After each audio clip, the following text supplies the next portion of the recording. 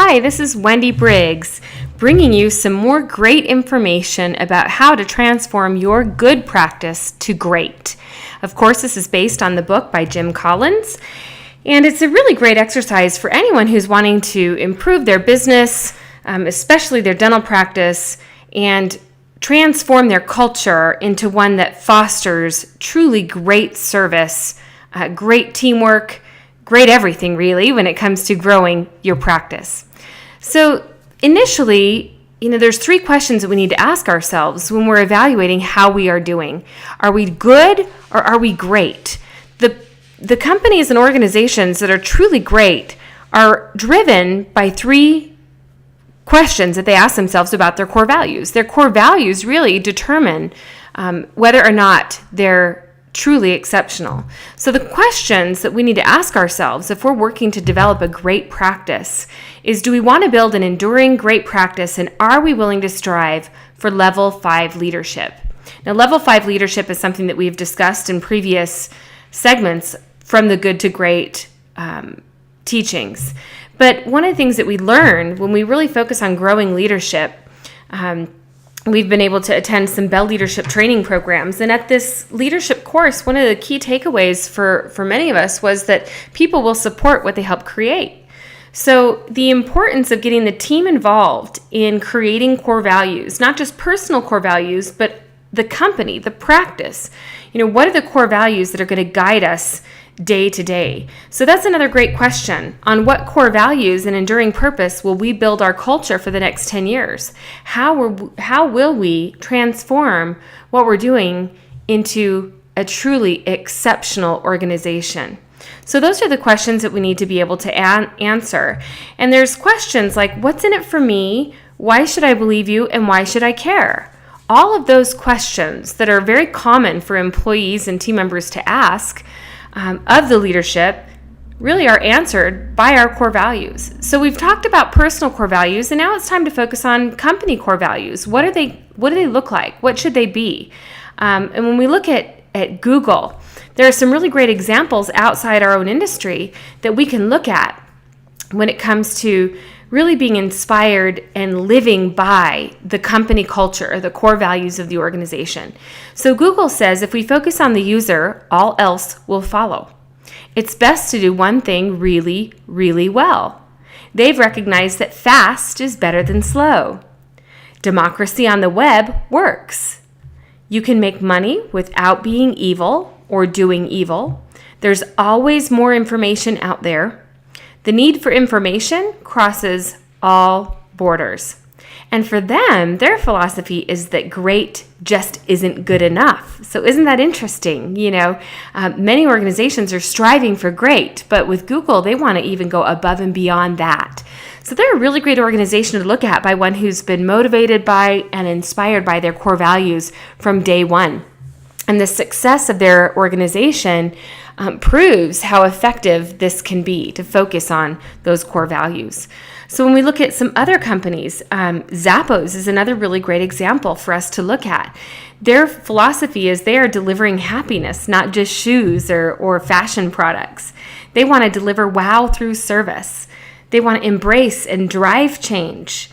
They strive to create fun and a little weirdness. They want to be adventurous, creative, and open-minded. They also want to pursue growth and learning on a consistent basis. They want to build open and honest relationships with communication. They also want to build a positive team and family spirit. They want you to do more with less.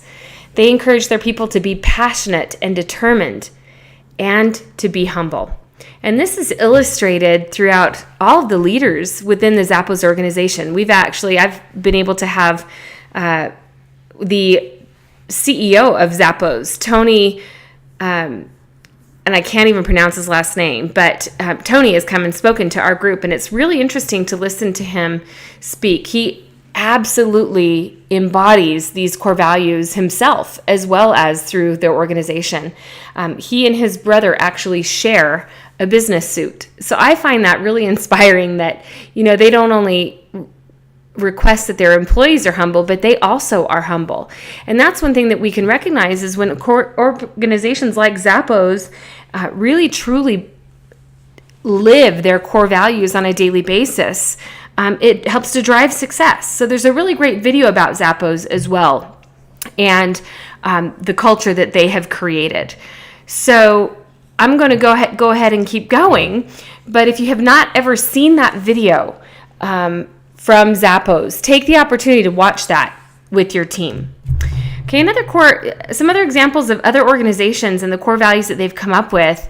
I think it's helpful to have examples of what other businesses have found to work for them.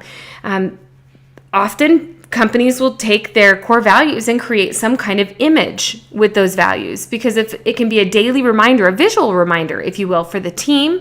And not just for the team, but what about the patients or the customers that you're dealing with day to day?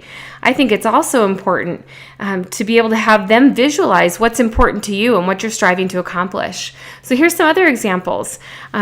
Core values of another organization was to think big, to be fearless, to ask questions, have open minds, quality over speed, support the team, and never act your age. I kind of liked that one.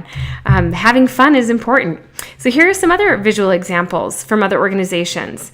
Respect, excellence, innovation, global perspective. Those are things that are important to other companies. Here's another example. Our success is measured by the success of our clients. So we want to provide the best service and go the extra mile, provide accurate and timely information, be a committed part of the team, employ effective communication channels, deliver to the highest standards every time. Our people are the ones who make that happen. So these are great examples of what other organizations have come up with when it comes to their company core values. And of course, many of us are driven by our personal core values. And so the core values that we select for our practice really should embody many of our own individual core values.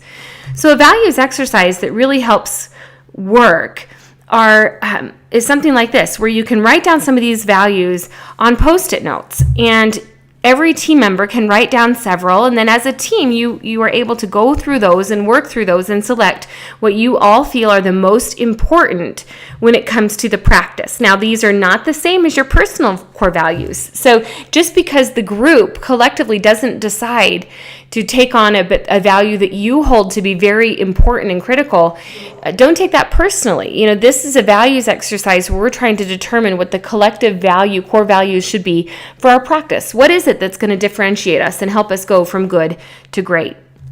So these are some other examples of the visual images that organizations come up with to illustrate the core values that drive them and that are important to their organization. So when we're trying to determine our core values, it's also really important that we take a good look at the people that are helping us deliver these core values. And, it's important that we recognize if we have the right people on the bus, and to make sure that 95% of our key seats are filled with the right people. Okay, so when we look at that, a really great example of someone who makes sure that the right people are on their bus is Southwest Airlines. So they embody the spirit, if you will, of being driven by culture. They recognize that work should be fun. It can be playful. Enjoy it when it's appropriate. Work is important. Don't spoil it with seriousness.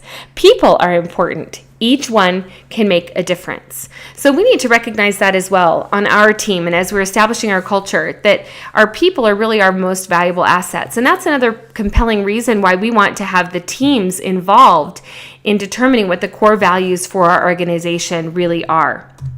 So Southwest is a great example of that.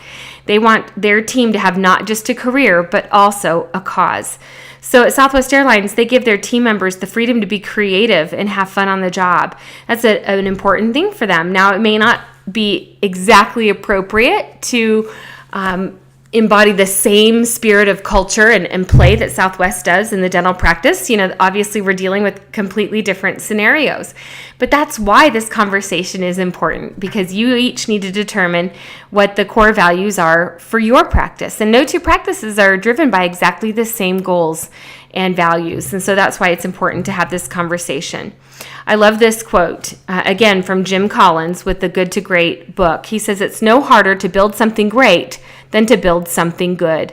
As long as we work hard to answer those three compelling questions about core values, we'll be able to achieve success." Another great video for you to end on is a video about Southwest Airlines and the culture that they've built there and the importance of core values in determining who we are. So again, this is Wendy Briggs bringing you yet another chapter in the Good to Great program. Have a great day.